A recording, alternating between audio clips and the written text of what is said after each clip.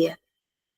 तो धर्म से जो सुख मिलने वाला है वो सारा, मतलब उसका धर्म एक तरह से पूर्ण स्थिति में वो आ गया ना, उस स्थिति को उसने, उसका क्लाइमैक्स जो कहेंगे धर्म की जो आचरण उसके जीवन में वो पूरा हो गया। अब उसको मेघ की वर्षा, जैसे आनंद की वर्षा जैसे अनुभव में आती है, ऐसे उसकी स्थिति हो जाती है कि संसार के दुखों से वो छूट जाता है। दुख होते हुए भी वो अनुभव नहीं करता दुखों को, वो मस्त की मस्ती की स्थिति में रहती है।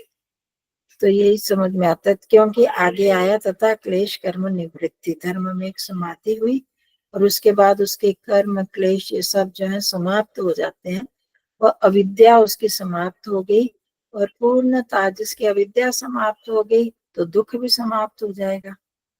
दुख हमें होता ही क्यों है? क्योंकि हम अविद्या से ग्रस्त होते हैं, तो हम दुख को स्थायी समझ के दुख को अनुभव करने लगते हैं। तो जिसकी अविद्या समाप्त हो जाती है वो फिर दुखी नहीं होता, वो परमात्मा के, मैं आत्मा हूँ और मेरे साथ परमात्मा हमेशा है, वो उन्हीं के उसी आनंद में ही वो डूबा रहता है, मेघ जैसे बरसता है उसके आनंद की। आपको याद होगा सोम सरोवर एक किताब थी, पढ़ते थे, तो उसमें सोम रस टपकता है, सोम में नहाता है। तो वही स्थिति उसकी हो जाती है कि वो ईश्वर के उस आनंद को उसमें डूबा रहता है, उसको प्राप्त कर लेते हैं। मैं तो जो उसमें इस मारकंडा में ना आचार्य जी ने सोम यज्ञ करवाया था। तो अच्छा। ये सब, हाँ सोम यज्ञ करवाया था उन्होंने, वेदव्रत जी ने। छपरा छपरी में गुरुकुल है, तो ये सब उन्होंने ये सब दिखाया था प्रैक्टिकल करके, जो आप समझा रहे हो।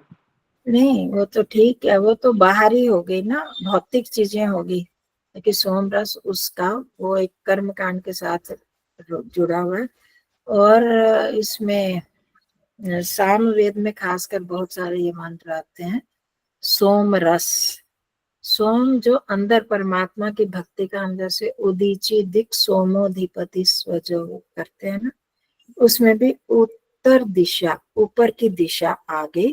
उत्तर की दिशा मतलब निरंतर उन्नति की दिशा जो होती है, उसमें जब साधक पहुंच रहा है अग्नि से आगे बढ़ता बढ़ता बढ़ता उन्नति करता हुआ, तो वो परमात्मा के सोम को उसकी भक्ति में, ऐसे उसके भक्ति का जो रस होता है उसको सोम रस कहा गया।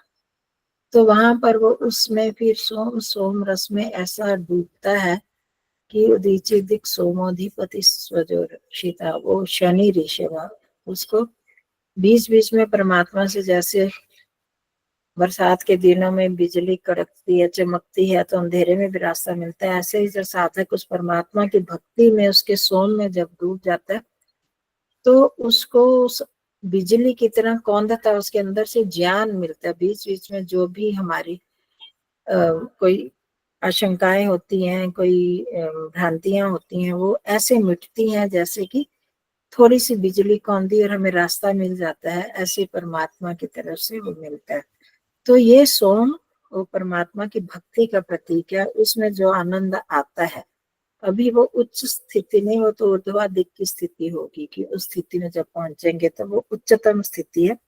तो जब हम धीरे धीरे बढ़ते जाते हैं, अभी भी ध्यान में जिसका भी आनंद की जो प्राप्ति होती है, तो ऐसे उसको बहुत लोगों का हमें रास्ता मिलता रहता है कि प्रेरणा अंदर से जो मिलती है, धियो यो न प्रचोदयात्, हम प्रेरणाएं जो मानते हैं परमात्मा से, तो इस स्थिति में ही मिलती है जब हम परमात्मा के साथ जुड़ जाते हैं। ठीक है,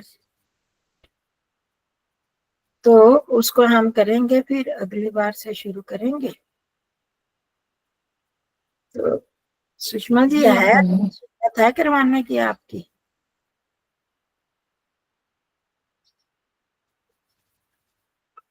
सुषमा तनेजा जी?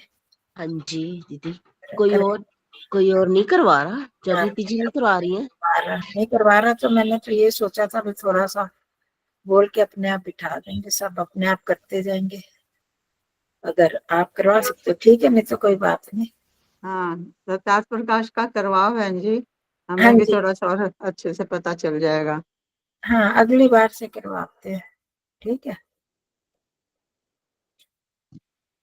अगले सप्ताह से शुरू करेंगे। थोड़ा सा करवा दूं फिर बैठ जाएंगे सब। हाँ जी, करवाओगे थोड़ा, है सुषमा जी? थोड़ा सा करवा दूं फिर बाकी बैठ जाएंगे अपना। हाँ जी, हाँ जी, ठीक है। सभी को सादर सप्रेम नमस्ते। आज सुषमा तनेजा जी से प्रार्थना की थी, उनका भी वैसे